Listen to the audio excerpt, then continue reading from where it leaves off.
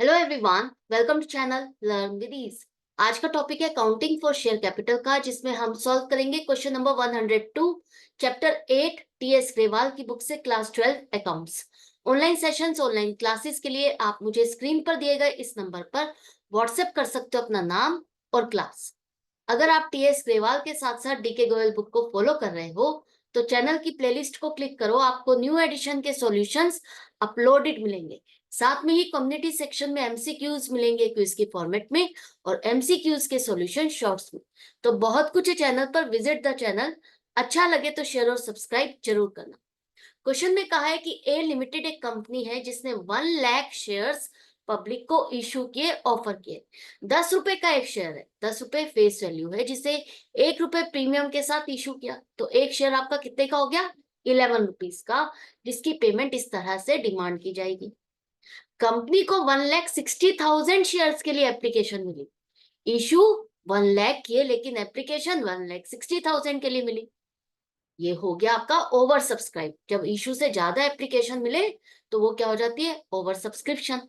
अब यहाँ पर कंपनी सबको तो शेयर्स अलॉट कर नहीं सकती, जितने शेयर्स इसने इशू किए उतने ही अलॉट कर सकती है।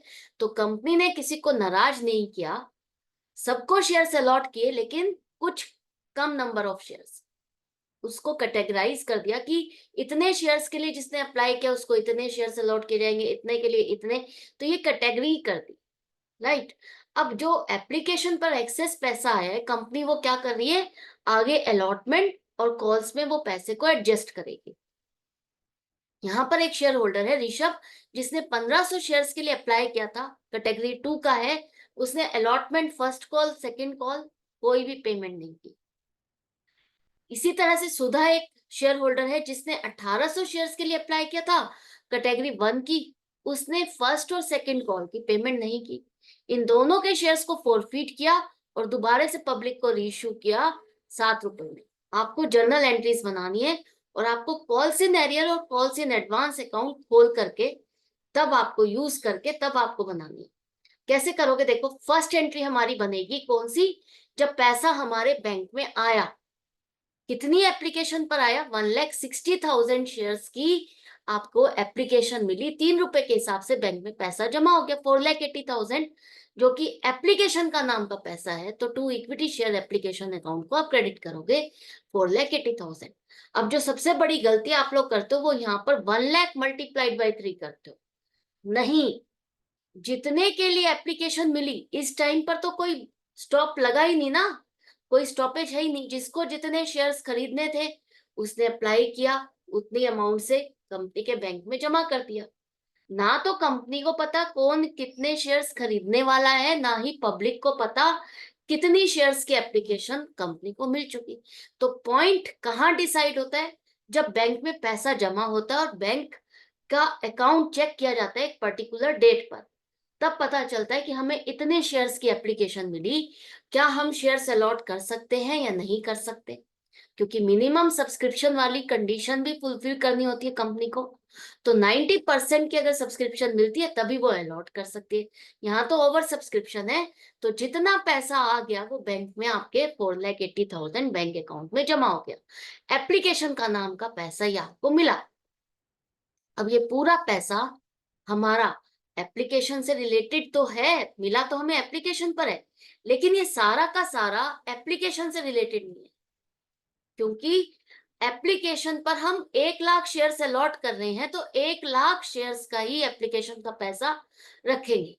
बाकी बाकी का एक्स्ट्रा जो भी है वो हम आगे की कॉल्स में एडजस्ट करेंगे।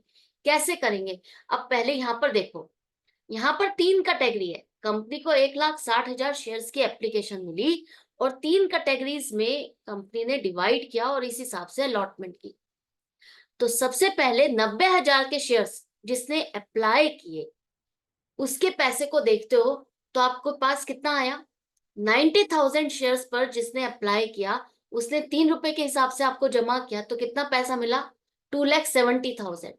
आपने अलॉट किए 40,000 शेयर्स, तो 40,000 पे 3 रुपीज के हिसाब से कितने बनते हैं? 1,20,000 रुपए।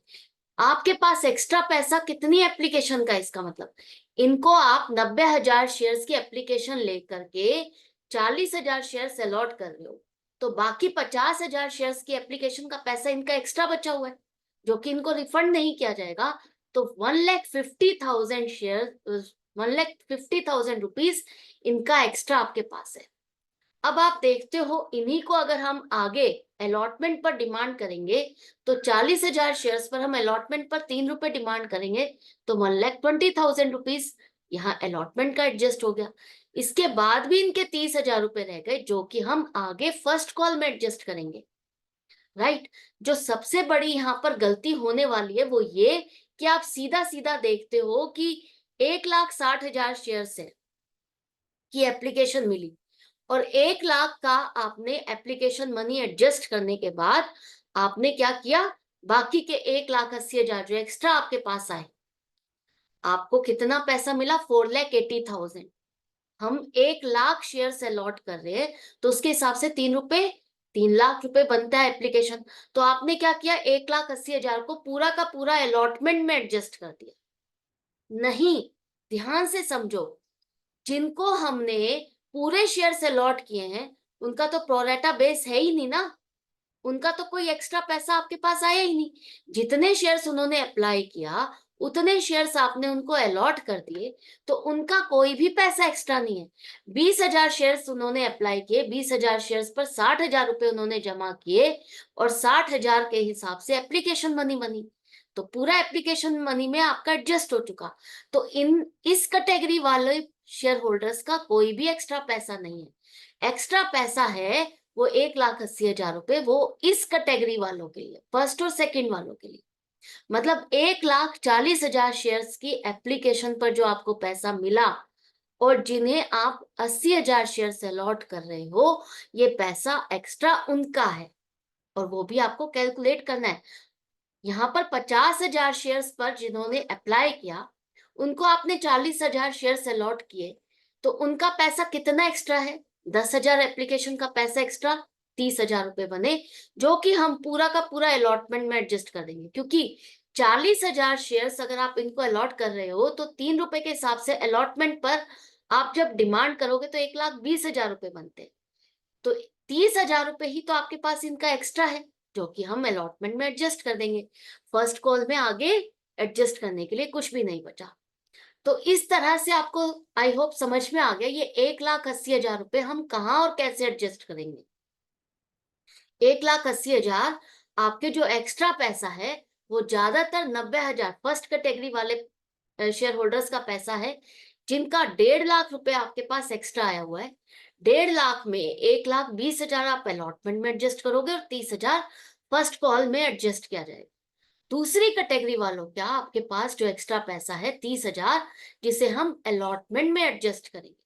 तो अलॉटमेंट के लिए आपके पास जो एक्स्ट्रा पैसा आ चुका है एज एडवांस, वो 1,50,000 रुपए, और 30,000 रुपए एज आपका फर्स्ट कॉल का पैसा है।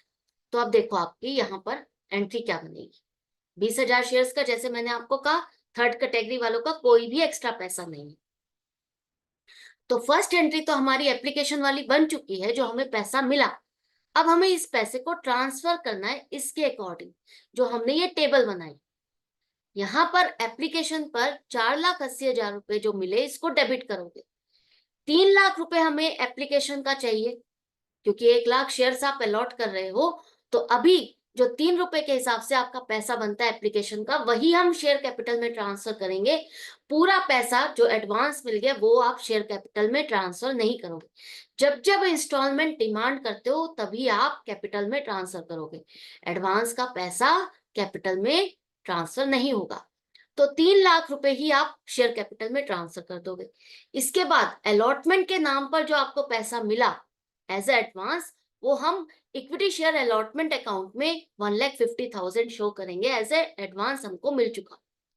नई कॉल अलॉटमेंट का है, नेक्स्ट कॉल का पैसा है ये, तो आप पहले ही खोल लो कि हमने नेक्स्ट कॉल में ये पैसा एडजस्ट करना है, तो इक्विटी शेयर अलॉटमेंट अकाउंट खुल जाएगा। और जो आगे आपको कॉल्स में एडजस्ट करना है पैसा, उसके लिए आप कॉल्स इन एडवांस अकाउंट खोलोगे 30,000 रुपीज।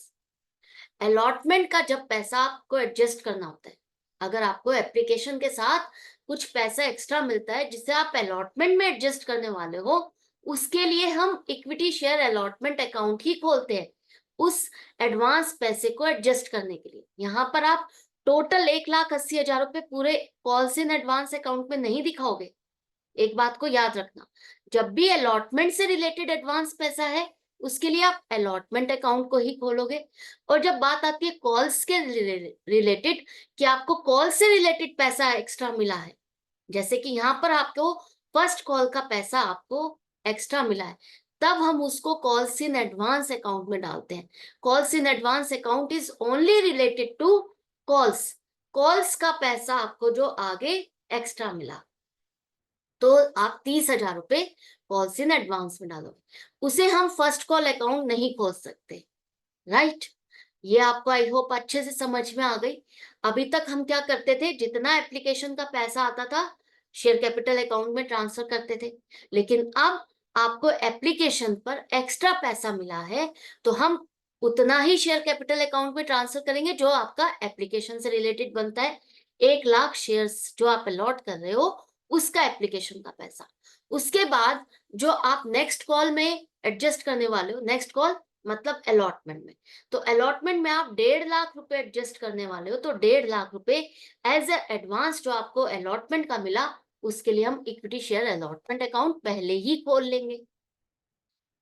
इसके बाद आपके पास थोड़ा सा पैसा आगे की कॉल्स के लिए भी आ गया है, तो 30,000 रुपए वो आप कॉल्स इन एडवांस अकाउंट खोलोगे, उसमें एडजस्ट करोगे, उसमें आप इसको क्रेडिट करोगे। ये दो एंट्रीज आई होप आपको अच्छे से समझ में आ गई। ये मेन एंट्रीज है जहां पर मैक्सिमम स्टूडेंट्स गलती करते हैं। टोटल 1,80,000 आपका अलॉटमेंट का नहीं है, ना ही ये 1,80,000 टोटल आप कॉल्स इन एडवांस में दिखाओगे। जो अलॉटमेंट से रिलेटेड आपको पैसा मिला उसके लिए हम अलॉटमेंट अकाउंट ही खोलेंगे। अब आ जाओ आगे, हमारी यहां तक पैसा हो गया, हम अलॉटमेंट कर सकते हैं, फाइनल हो चुका, कंपनी अलॉटमेंट कर सकती है, पूरी लिस्ट तैयार हो गई किसको कितने शेयर्स अलॉट करने हैं। तो कंपनी नेक्स्ट कॉल की डिमांड करेगी, नेक्स्ट कॉल अलॉटमेंट की डिमांड करेगी कि अब अगर मुझे शेयर्स की डिमांड शेयर्स पर इतना पैसा और डिमांड करना है तो कितना पैसा मुझे मिलना चाहिए। वो पहले से एक ड्यू की एंट्री बना के तैयारी रखती है ताकि वो ट्रैक रख सके कि अब अगर मुझे 3 रुपए मिलने चाहिए 1,00,000 शेयर्स पर, तो 3,00,000 रुपए इतना पैसा इकट्ठा होना चाहिए। बेशक हमें 1,50,000 रुपए मिल चुका है, वो तो एडवांस मिला है, लेकिन हम ये तो देखेंगे ना कि पूरा पैसा कितना मिलना चाहिए था, वो है 3,00,000 रुपए। 3,00,000 रुपए में आपको आना चाहिए 1,00,000 शेयर्स पर 2 रुपए फेस वैल्यू का, क्योंकि 1 रुपया ही आपका प्रीमियम है। तो 3 रुपए अगर आप अलॉटमेंट पर डिमांड कर रहे हो तो 2 रुपए फेस वैल्यू शेयर कैपिटल में डलेगा और 1 रुपया प्रीमियम अकाउंट में डलेगा। कंपनी क्या मान के चलती है, जब ड्यू की एंट्री बनाती है तभी वो मान के चलती है कि उसको पूरा पैसा आ जाएगा और वो शेयर कैपिटल में तभी ट्रांसफर कर देती है और सिक्योरिटीज प्रीमियम अकाउंट में। अभी आपने क्या किया, पहले जब इशू निकाला तो पैसा जब बैंक में आया तब उसके बाद हमने शेयर कैपिटल में ट्रांसफर किया, क्योंकि उस टाइम तक कंपनी श्योर नहीं थी कि उसके पूरे शेयर्स के लिए उसको एप्लीकेशन मिलेगी या नहीं मिलेगी। इस पॉइंट पर कंपनी श्योर हो चुकी है, श्योर है कि उसके 1,00,000 शेयर्स अलॉट होने वाले हैं, लोग खरीद रहे हैं, तो उसको अगर वो अब डिमांड करेगी नेक्स्ट कॉल की तो उसको पैसा मिलेगा, और कितना मिलना चाहिए वो ट्रैक रखने के लिए पहले ही ड्यू की एंट्री बनाती है। राइट, अब आपको 3,00,000 रुपए मिलने चाहिए, जिसमें से 1,50,000 रुपए आपको मिल चुके, बाकी बाकी का पैसा और जो आपको मिलना चाहिए 1,50,000 रुपए, वो मिला या नहीं मिला वो अब आप चेक करो। यहाँ पर लिखा है क्वेश्चन में कि ऋषभ एक शेयर होल्डर है जिसने 1,500 शेयर्स के लिए अप्लाई किया था और वो सेकंड कैटेगरी का है, उसने आपको अलॉटमेंट का पैसा नहीं दिया।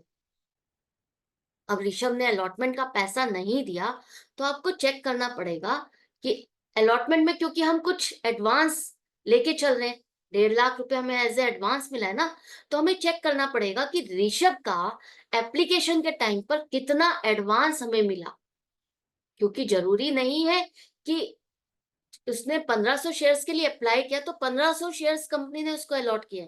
वो सेकंड कैटेगरी से है तो सेकंड कैटेगरी में कंपनी ने जिसने 50,000 शेयर अप्लाई किए थे उसको 40,000 शेयर अलॉट किए। इसका मतलब अगर इसने 1500 शेयर अप्लाई किए तो इसको कितने शेयर अलॉट किए होंगे, निकालना है हमें। निकालने के लिए क्वेश्चन मार्क जहां है उस नंबर को ऊपर लिखो, दूसरे नंबर को नीचे, मल्टीप्लाइड बाय 1500। इसका मतलब उसको 1200 शेयर अलॉट किए। पैसा हमें 1500 शेयर्स के हिसाब से उससे मिला, क्योंकि वो तो 1500 शेयर्स खरीदना चाहता था। उस हिसाब से उसने हमारे बैंक में 4500 रुपीज जमा कर दिए। लेकिन कंपनी ने उसको 1200 शेयर्स दिए, तो 1200 के हिसाब से एप्लीकेशन का पैसा हम रखेंगे 3600 रुपए। बाकी का पैसा 900 रुपए हमने उसको रिफंड नहीं किया, हमने कहा नेक्स्ट कॉल्स में हम इसको एडजस्ट कर लेंगे। नेक्स्ट कॉल हमारी बनी अलॉटमेंट। अब अलॉटमेंट में देखो, अलॉटमेंट में आपको 1200 शेयर्स पर कितना पैसा चाहिए था। अलॉटमेंट के टाइम पर आप फेस वैल्यू और प्रीमियम दोनों डिमांड कर रहे हो, तो 1200 शेयर्स पर 2 रुपए के हिसाब से 2400 और 1200 शेयर्स पर 1 रुपया प्रीमियम 1200 रुपए बना। तो 3600 रुपीज हमें इससे अलॉटमेंट के टाइम पर लेना था। अब जैसा कि मैं हमेशा कहती हूँ कि आपको पहले जो भी एक्स्ट्रा पैसा आपको मिला है वो पहले फेस वैल्यू के साथ एडजस्ट करना है। तो 900 रुपए हम पूरा का पूरा फेस वैल्यू के साथ एडजस्ट कर देंगे। तो देखो यहाँ तो उसका फेस वैल्यू 1500 रुपए रहता है और प्रीमियम 1200 रुपए, तो टोटल 2700 रुपए उसने अलॉटमेंट के टाइम पर पे नहीं किया। ये हम क्यों चेक करते हैं, क्योंकि हमें चेक करना होता है कि जो पैसा प्रीमियम का आ चुका है वो हम प्रीमियम से नहीं निकालेंगे, डिस्टर्ब नहीं करेंगे। यहाँ पर हमें प्रीमियम का पैसा ऋषभ से कुछ भी नहीं मिला, तो प्रीमियम का तो कोई यहाँ पर झमेला ही नहीं है। टोटल सारा का सारा आपका फेस वैल्यू से रिलेटेड है, जो कि 2700 रुपए नहीं मिले, बाकी 900 रुपए हमने अलॉटमेंट का पैसा जो मिला वो एडजस्ट कर लिया। बाकी 2700 रुपए नहीं मिले, तो बाकी 1,47,300 रुपीज बैंक में हमारे जमा हुए।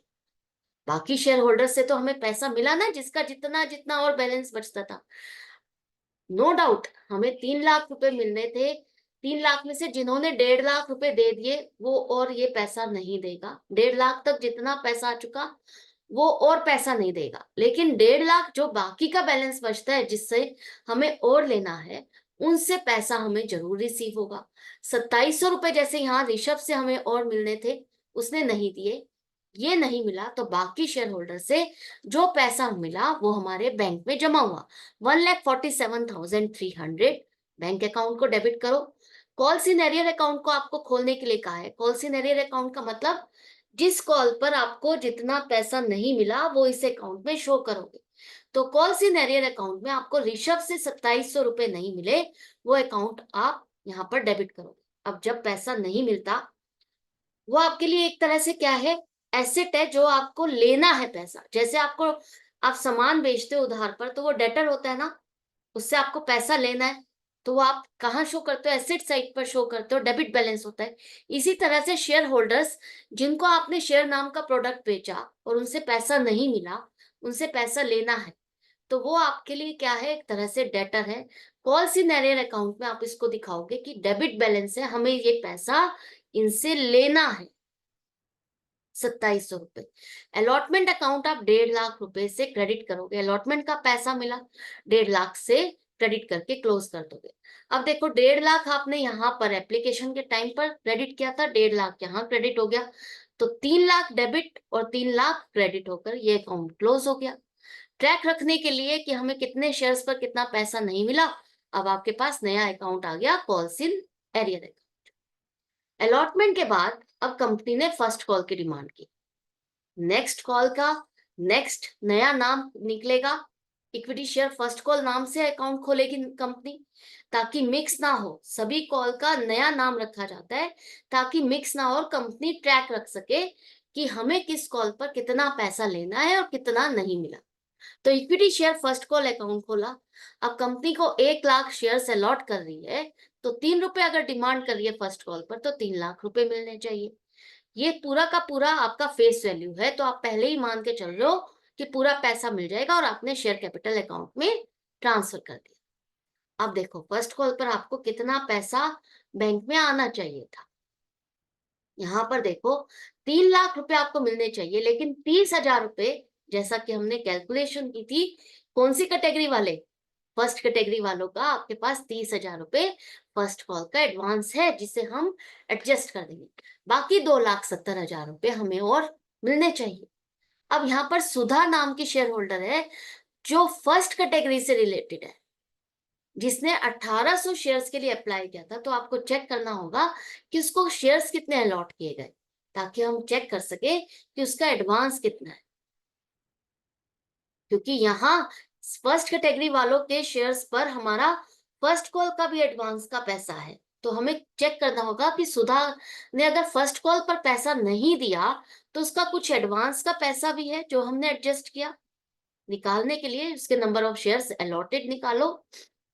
क्वेश्चन मार्क आपका अलॉटमेंट के टाइम में है, अलॉटमेंट पर है, तो यहाँ पर ये जो नंबर है इसको ऊपर लिखो, दूसरा नंबर नीचे, मल्टीप्लाइड बाय 1800।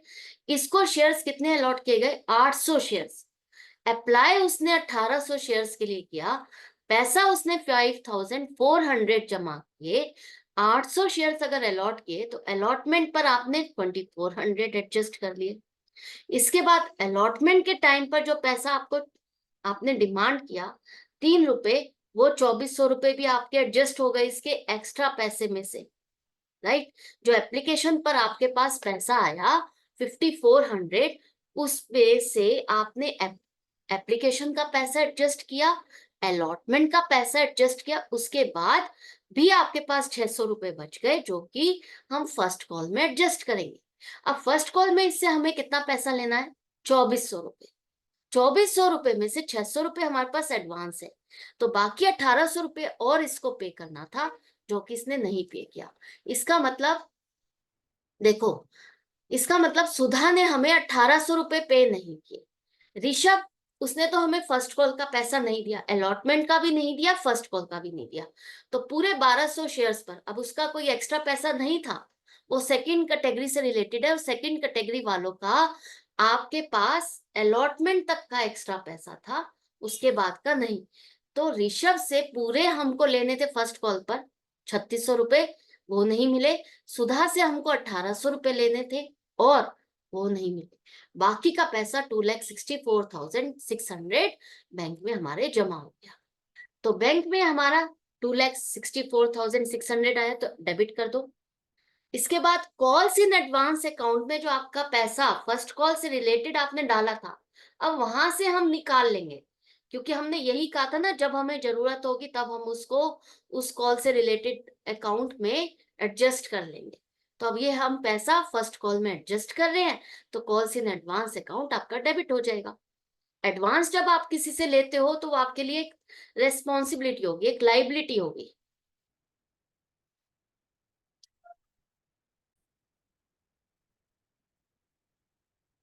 इसके बाद हमें जो पैसा नहीं मिला वो ऋषभ और सुधा से मिलाकर के 5400 रुपीज नहीं मिले, वो हम कहाँ डालेंगे? कॉल्सिन एरियर अकाउंट में। कॉल्सिन एरियर अकाउंट अब आपका डेबिट होगा 5400 से। To equity share first call account को आप क्रेडिट करोगे 3 लाख रुपए से, कि 3 लाख रुपए हमें लेने थे, इतने में से इतना बैंक में जमा हुआ, इतना हमें एडवांस मिला हुआ है, इतना पैसा हमको नहीं मिला। तो ये फर्स्ट कॉल का पूरा हिसाब किताब हो गया, ये अकाउंट क्लोज हो गया, राइट। अब इसके बाद कंपनी ने फाइनल कॉल की डिमांड की, तो फाइनल कॉल पर कंपनी कितना पैसा डिमांड करेगी?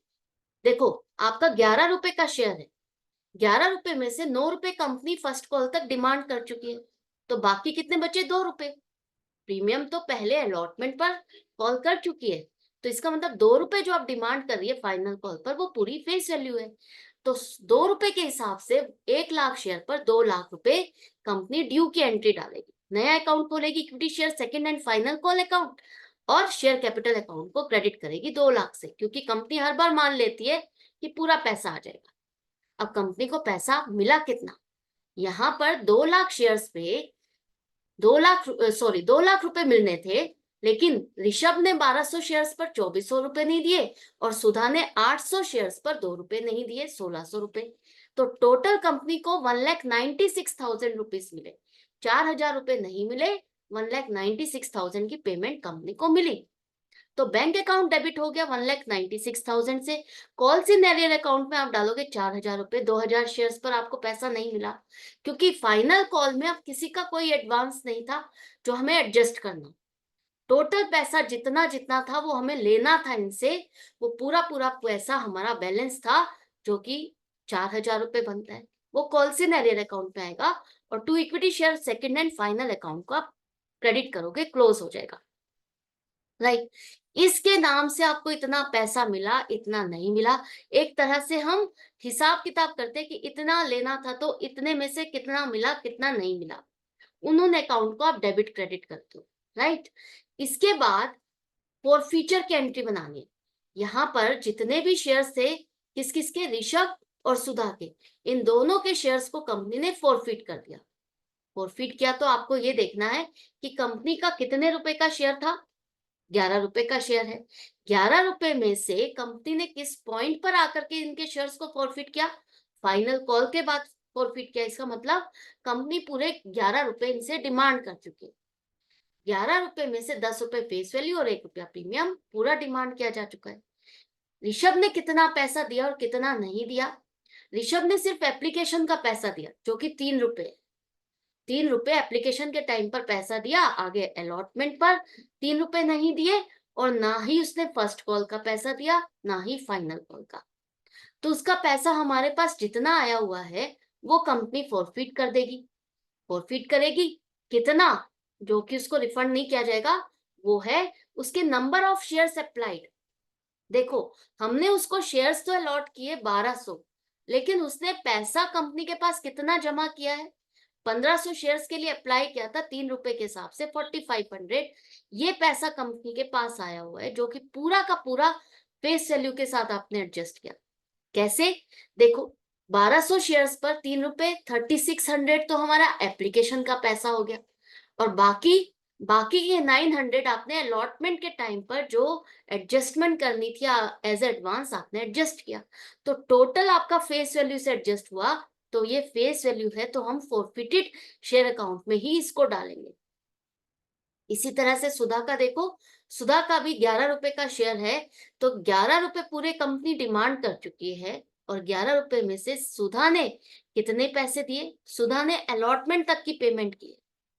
6 रुपए अलॉटमेंट तक की पेमेंट की है, लेकिन फर्स्ट कॉल और फाइनल कॉल की पेमेंट नहीं की। सुधा ने कितने शेयर्स के लिए अप्लाई किया था, सुधा ने 1800 शेयर्स के लिए अप्लाई किया था, लेकिन उसको अलॉट 800 शेयर्स हुए। तो 800 शेयर्स के हिसाब से उसने 5 रुपए जो अगर बनते हैं एप्लीकेशन और अलॉटमेंट के फेस वैल्यू, वो आपके 4,000 हो गए। और कुछ पैसा आपने देखा था उसका एडवांस था फर्स्ट कॉल का 600 रुपए, जो कि हमने एडजस्ट किया था। तो अगर आप देखते हो तो उसका पूरा 4600 रुपीज यहाँ पर फेस वैल्यू का पैसा फॉरफिटेड में आएगा। 1800 शेयर्स के लिए उसने अप्लाई किया, तो हमारे पास 3 रुपए के हिसाब से उसके 5400 रुपीज आए हुए हैं, 5400 आए हैं। उसका पैसा जो हमें मिला वो 6 रुपए के हिसाब से हमने एडजस्ट किया। तो कैसे कैसे एडजस्ट किया, 6 रुपए तो आपने एप्लीकेशन और अलॉटमेंट के टाइम पर एडजस्ट किए, तो जो 1 रुपया आपको प्रीमियम का मिला 600 रुपए, वो हम प्रीमियम में ही रहने देंगे, उसको निकाल के फॉरफिटेड शेयर अकाउंट में नहीं डालेंगे ना। हमेशा यही समझाती हूँ कि अगर कोई शेयर होल्डर प्रीमियम का पैसा दे देता है, तो हम उसको प्रीमियम अकाउंट से निकाल के फॉरफिटेड शेयर अकाउंट में नहीं डालते। अगर प्रीमियम का पैसा नहीं देता, तो हम उस सिक्योरिटीज प्रीमियम अकाउंट को डेबिट करते हैं। जैसा कि ऋषभ ने प्रीमियम का पैसा नहीं दिया, तो हम इसका सिक्योरिटीज प्रीमियम अकाउंट को डेबिट करेंगे। यहाँ पर देखो, यहाँ पर सिक्योरिटीज प्रीमियम अकाउंट को हम डेबिट करेंगे कि 1200 शेयर्स पर ऋषभ ने 1 रुपए का पेमेंट नहीं दिया, लेकिन यहाँ सुधा ने 800 शेयर्स पर 1 रुपए प्रीमियम की पेमेंट की है। तो उस 1 रुपए को हम यहाँ प्रीमियम के पैसे को नहीं निकालेंगे, उसको एज इट इज वही रहने देंगे। तो सुधा का 5400 रुपीज आपको मिले, लेकिन 5400 में से 600 रुपए प्रीमियम में ही रहने देंगे, वो आप डिस्टर्ब नहीं करोगे। बाकी बाकी कितने बचे, 4600 रुपीज, जो कि आपके फेस वैल्यू से रिलेटेड है, वो आपका फॉरफिटेड अमाउंट है। क्लियर हो गया। तो अब आप जब फॉरफीचर की एंट्री बनाते हो तो आप इक्विटी शेयर कैपिटल अकाउंट को डेबिट करते हो कि इतने शेयर्स अब आपने अलॉट नहीं करने, आप कैंसिल कर रहे हो, तो उनकी शेयर कैपिटल भी आपकी रिवर्स हो जाएगी, कैंसिल हो जाएगी। तो 2000 शेयर्स पर 10 रुपए के हिसाब से जो आप अब तक क्रेडिट कर चुके हो, डेबिट करो 20,000 रुपए। सिक्योरिटीज प्रीमियम अकाउंट आपका डेबिट होगा 1200 से, जो आपको ऋषभ से पैसा नहीं मिला प्रीमियम का, वही आप डेबिट करोगे। इसके बाद आपको कौन कौन सी कॉल पर पैसा नहीं मिला, वो आपने कॉल सी एरियर अकाउंट में डाला था, तो कॉल सी एरियर अकाउंट अब आपका क्रेडिट होगा, क्योंकि इस कॉल सी एरियर अकाउंट का पर्पस भी खत्म हो जाएगा, क्योंकि ये अकाउंट बता रहा था कि हमें इस कॉल पर पैसा लेना है। अब जब शेयर्स ही कैंसिल हो जाएंगे तो इस अकाउंट को भी हम क्लोज कर देंगे, क्योंकि ये पैसा तो अब मिलेगा नहीं। तो आपको अलॉटमेंट के टाइम पर 2700 रुपए ऋषभ से नहीं मिले थे, 5400 रुपीज आपको फर्स्ट कॉल पर नहीं मिले थे, कुछ पैसा ऋषभ का और कुछ पैसा सुधा का, दोनों का मिला के नहीं मिला था, और 4000 रुपए ऋषभ और सुधा का ये नहीं मिला आपको फाइनल कॉल पर। तो टोटल आपका कॉल सिनेरियर 12,100 रुपए हो गया। जो पैसा मिल चुका कंपनी वो इनको रिफंड करेगी नहीं, वो फॉरफिटेड शेयर अकाउंट में डल जाएगा 4500 प्लस 4600। ये ऋषभ का पैसा है और ये सुधा का पैसा, 9100 रुपीज हम फॉरफिटेड शेयर अकाउंट में क्रेडिट कर देंगे। तो ये बन गई आपकी फॉरफीचर की एंट्री। इसके बाद कंपनी ने इन शेयर्स को रीइश्यू किया, पूरे 2000 शेयर्स रीइश्यू किए। कितने रुपए में? 7 रुपए में। तो जिसने भी ये शेयर खरीदे हमें 7 रुपए के हिसाब से बैंक में जमा किए 14,000 रुपीज। अब कंपनी 7 रुपए लेकर के कितने रुपए का सामान दे रही है? Fully paid up, fully paid up का सामान दे रही है। इसका मतलब कंपनी 7 रुपए लेकर के पूरे 10 रुपए का सामान बेच रही है। कंपनी 10 रुपए का सामान बेच रही है 7 रुपए में, तो कंपनी को कितने रुपए का नुकसान हुआ? 3 रुपए का। 3 रुपए का नुकसान कंपनी कहां से एडजस्ट करेगी? पहले वाले शेयर होल्डर के पैसे के साथ इसको एडजस्ट करेगी। तो 2000 शेयर्स पर 3 रुपए का आपको जो लॉस हो रहा है 6000, फॉरफिटेड शेयर अकाउंट को आप डेबिट करोगे, वहां से ये पैसा निकाल लोगे। कंपनी ने अपना शेयर 10 रुपए वाला 7 रुपए में बेचा, तो ये कंपनी का नुकसान है। कंपनी अब आगे इस शेयर होल्डर से 3 रुपए और डिमांड नहीं करेगी। कंपनी कह रही है तुमने 7 रुपए दे दिए और हम ये मानेंगे कि तुमने पूरे 10 रुपए दे दिए, तो हमारी शेयर कैपिटल पूरे 10 रुपए के हिसाब से बढ़ जाएगी 20,000, क्योंकि हम ये कह रहे हैं कि पूरे 10 रुपए का शेयर आपको दिया जाएगा। 7 रुपए लेकर के हम पूरे 10 रुपए का शेयर उसको दे रहे हैं, तो 20,000 की आपकी शेयर कैपिटल गई ना, तो 20,000 की शेयर कैपिटल आप क्रेडिट करोगे। अब ये सब करने के बाद फॉरफिट और रीइश्यू करने के बाद आपको देखना है कितना पैसा बचा फॉरफिटेड शेयर अकाउंट में, क्योंकि जितने शेयर्स आपने कैंसिल किए थे उतने शेयर्स आपने रीइश्यू कर दिए। फॉरफिटेड शेयर अकाउंट अब आपका क्लोज हो जाएगा, क्योंकि वहां पर कोई भी शेयर कैंसिल्ड नहीं है। तो 9100 रुपीज आपको मिले थे पहले वाले शेयर होल्डर से, उसमें से 6000 का नुकसान एडजस्ट करने के बाद 3100 फाइनल ये कंपनी का गेन है, प्रॉफिट है, जिसे हम नए अकाउंट कैपिटल रिजर्व को खोलेंगे उसमें ट्रांसफर कर देंगे। तो आई होप ये क्वेश्चन आपको अच्छे से समझ में आ गया है, डाउट या कंफ्यूजन नहीं रही होगी। तो इसी तरह से कनेक्टेड रहो और सीखते रहो। हम मिलेंगे नेक्स्ट वीडियो में नेक्स्ट क्वेश्चन के साथ। Goodbye and take care.